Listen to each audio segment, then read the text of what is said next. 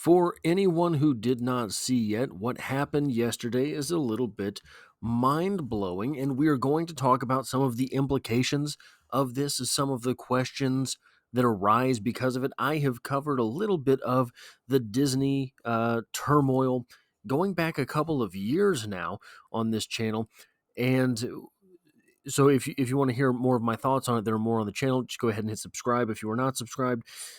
There's a lot of implications, I believe, for this, and this is the first time since everything started going down that we have seen changes in this fashion. I am a Disney shareholder. I bought Disney shares the day that I heard they acquired Marvel because this company has the license to print money. And I don't just mean as their own government agency in the state of Florida. I mean that they own so much intellectual property.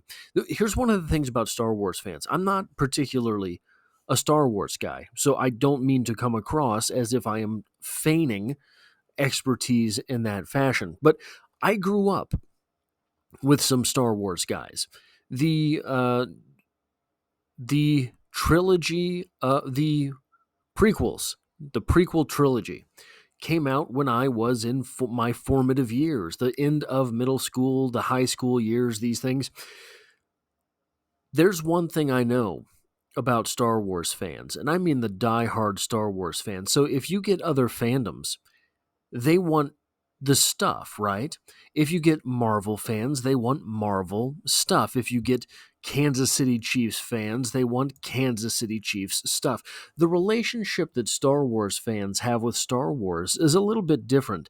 And what do I mean by that? I mean this. Star Wars fans just don't want their money. That is their relationship with the franchise. They want you to have their money instead of themselves.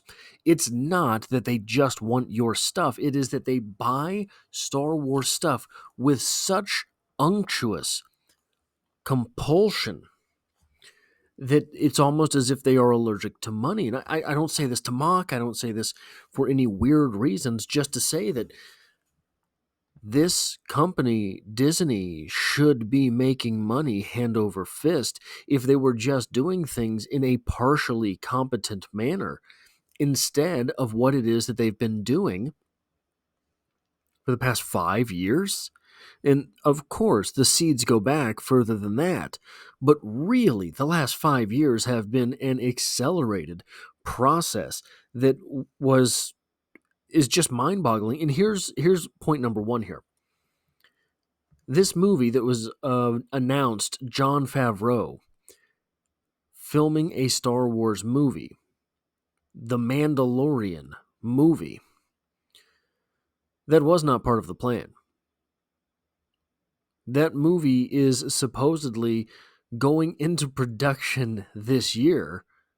I think the press statement even said that they're going to get film or cameras rolling this year.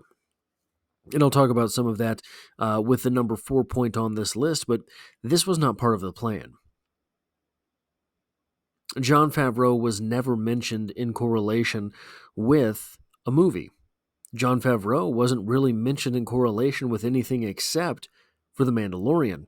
And even then, John Favreau was mentioned less and less as Season 3 started to unwind. As Season 3 of The Mandalorian started to drop episode after episode, it was almost as if the company were just priming Dave Filoni to get all of the credit so that he could waltz right into Ahsoka and Ahsoka in all of the praise. Praise be, none of that happened. So this was not part of the plan. That means that the plans are being adjusted. The plans are being adjusted partially in response to the backlash, I imagine, to the Rey movie, to the Rey movie's announcement, to the director of the Rey movie, and I will have a video coming about her as well, that is going to be a little bit contrarian to the popular opinion of her and her work and what she's doing with Star Wars, but only slightly, because I largely share the sentiments about that project. I don't really agree with all of the talk in the periphery, all of the talk surrounding that project and that director. But I'll get into that in its own video.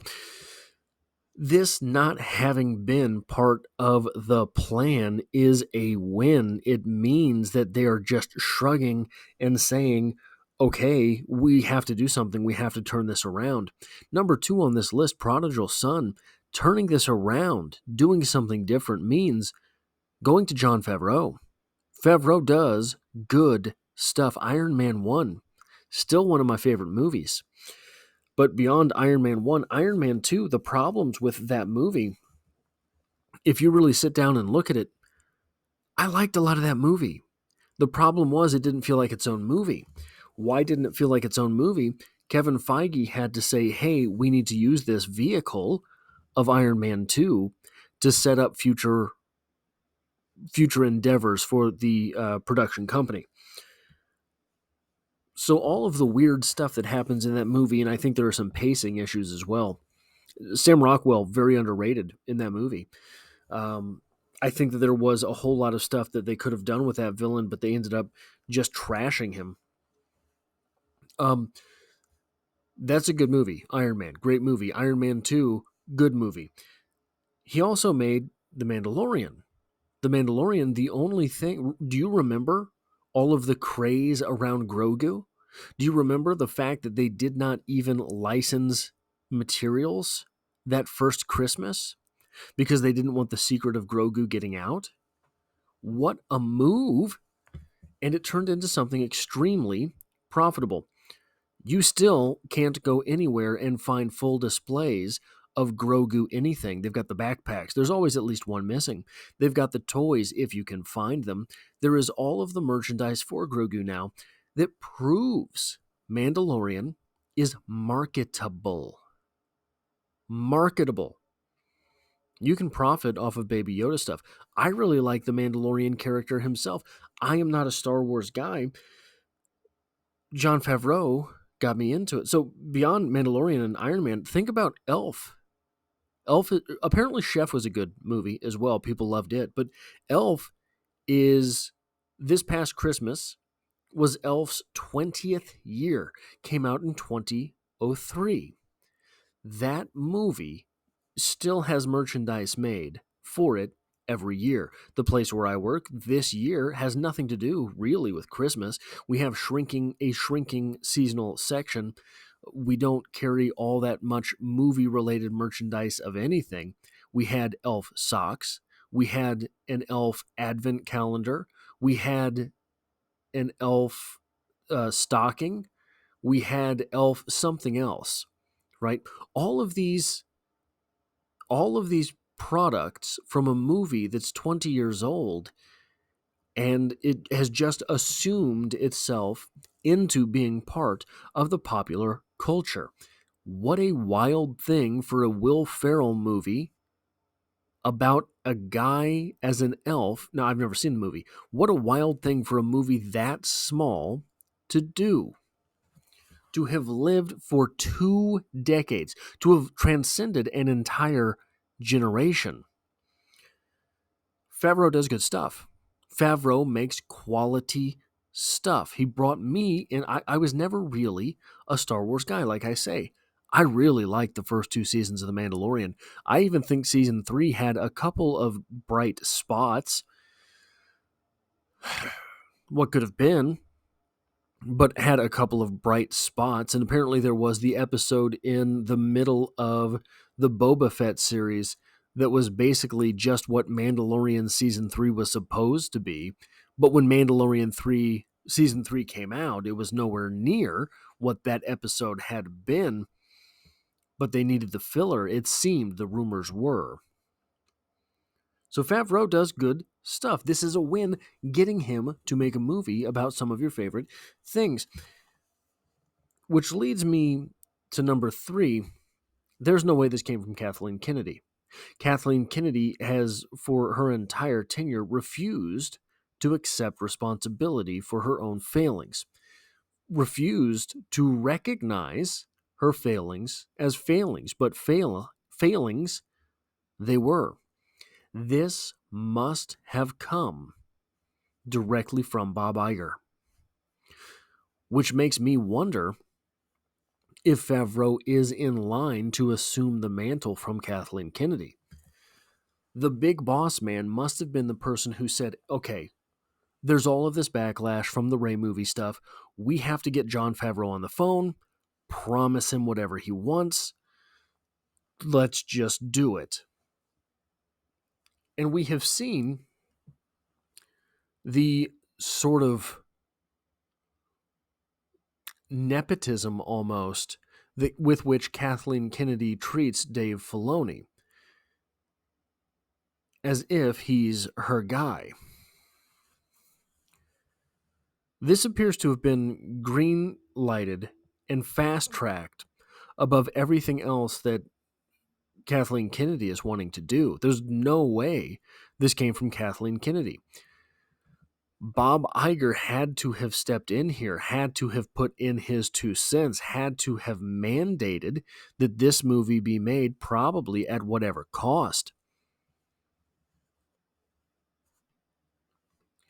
The fact that Disney is at this point accepting an L and saying not just we lost, but we have to try to turn it around, that in itself is a win for us. This movie, I think, number 4 here, said was cameras were going to start rolling in 2024, which means that they would have already had to have had a script done.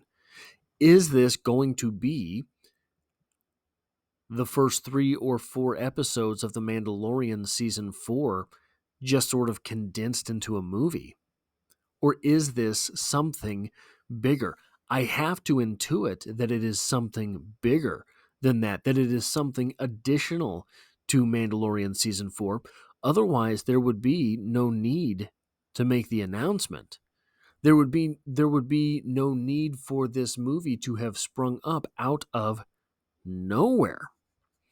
These are interesting times. If you are a Disney shareholder, if you are a Star Wars fan or a Marvel fan, if you are just a culture warrior, if you are a culture war aficionado, these are interesting times as far as Disney is concerned.